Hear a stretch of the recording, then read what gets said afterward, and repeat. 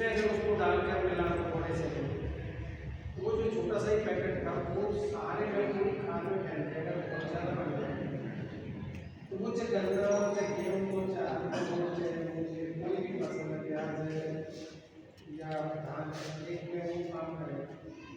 वो क्या करता है कि हवा के अंदर 78% नाइट्रोजन वैसे सूखता रहता है। बरसात होती है, उसका जो सारा रस है वो जमीन में सारा चला जाता है।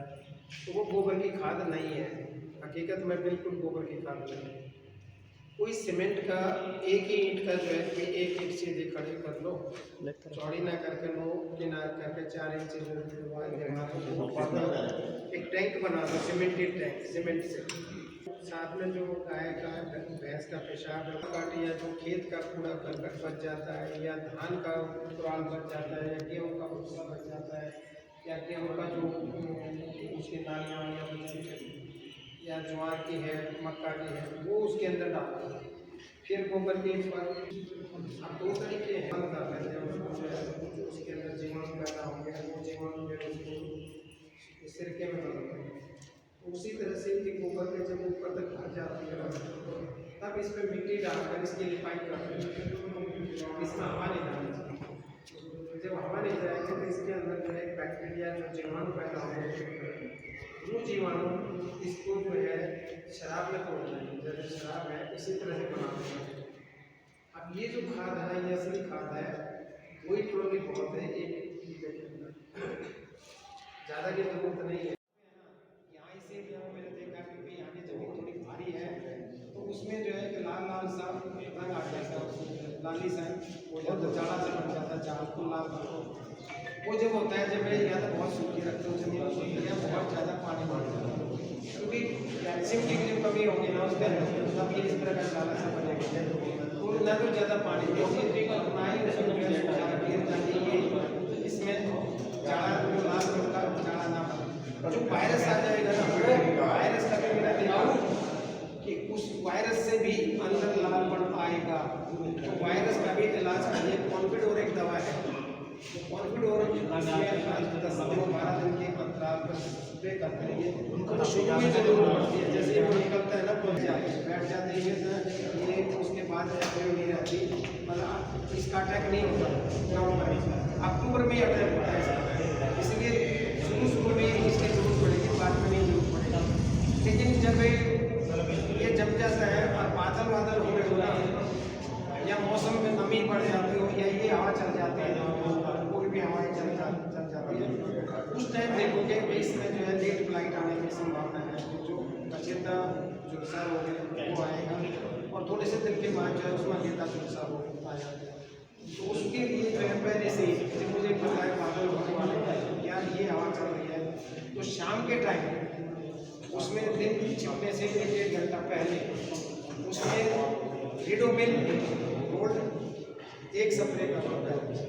उसके बाद जो स्प्रे करने 10 दिन के अंदर में वो मैनकोजेब डाइजेट M45, अगर अर्ली ब्लाइट आती है तो डाइजेट 78, उसका 2 ग्राम प्रति लीटर पानी में घोलिए और उसका स्प्रे करिए, तो ये समस्या आएगी ही नहीं। आने वाली ज़मीन से आती है ज़्यादातर जो है कि ज़मीन पर वो फफूंद पड़ी है, जो पत्तियाँ उसके ज़मीन पर टिकी हुई है, पहले उस पर शुरू होती है, वहाँ से ऊपर बढ़ते चोटी तक जाकर पूरे खेत को झुलस उसमें चढ़ाई हुई है। तो गाँव में जो इस तरह की सब्जियाँ, बेल वाली सब्जियाँ, एक जगह मैं गुजर रहा था तो वहाँ मैंने देखा करेले की बेल चढ़ा रखी है, एक रस्सी सी बांध के उस पर लगा रखी है। तो मैं ये बताना चाहूँगा कि इन पे जो है नर फूल लगाते हैं, मादा फूल लगा, और बाकी दूसरी फसलों में क्या होता है बेल वाली से जो दूसरे उसमें नर और मादा की फूल भेजते हैं, लेकिन इसमें मादा अलग है और नर अलग है। ज़्यादातर देखोगे खेत में पूरा पीला की बोरी में देखोगे पीला ही पीला हो रही है, लेकिन बोरी 1-2 लगी हुई है। तो वो जो पीला ही पीला हो रहा है ना सारा, उसमें जो लंबी डंडी है वो सारे नर फूल है। तो नर फूलों का काम होता है जो परागण है उसको जो है पराग के कण उसको मादा को देना, सिर्फ मधुमक्खी के द्वारा। तो जो मधुमक्खी बैठेगी और उसे परागण लेगी और वहाँ जो है उस पर छोड़ देगी जाकर मादा पर, तो तब फल बनेगा। तो मैं चाहता हूँ भाई ज़्यादा अब तोरी जो है बहुत बड़ी फील्ड है, लेकिन उस पर 1-3 ढूंढ के मुश्किल से जब ये 2 फीट की हो जाए ना, जो वो किया है जब तो रही है 2 फीट के होने के बाद उसको पकड़ के और खींच दो, आगे तोड़ दो। आगे वाली जो नाव है जो बढ़ती है जहाँ से बेल, उसको आगे से खींच के तोड़ दो। काटना नहीं है, चाकू में लगाना, दांत से लगाना, हाथ से तोड़ना है। तो उसमें से जो साइड में जो शाखाएं हैं ना, वो आनी शुरू होगी। उस साइड की शाखाएं में फीमेल मादा फूल आएंगे। तो तब देखोगे कि एक ही घिया की बेल पे अगर गिनने लग जाओगे ना, तो छोटे से लेके इतनी इस उंगली से लेके और इतने बड़े तक 250 के करीब जो है, अगर वो हाइब्रिड है तो 250 के करीब है। मैंने खुद गिने हुए हैं, इसलिए बता रहा हूँ कि इतने छोटे से लेकर बड़े तक इतना फल आएगा। क्योंकि ये क्या होता है कि मान लीजिए उसको वो जो मेन चल रही है 4-4 मीटर तक, वो बढ़ती जा रही है, बढ़ते सारी